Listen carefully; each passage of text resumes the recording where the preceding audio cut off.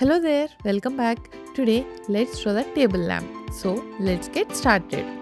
First, draw two slanting lines. Now, draw a oval shape here. Now, let's draw scalloped lines. Draw two parallel lines and a slight curve. Now, oval shape and a straight line and a slight curve.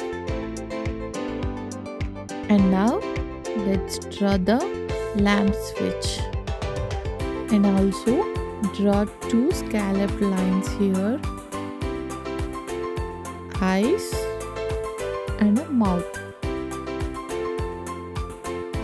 Now I'm going to draw the outline.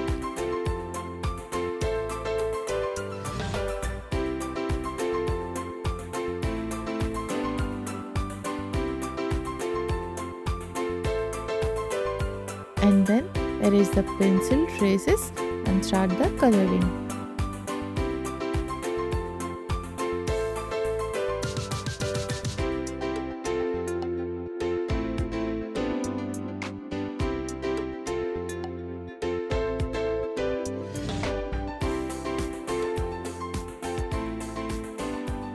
Okay buddies, see you in the next video. Till then, bye bye.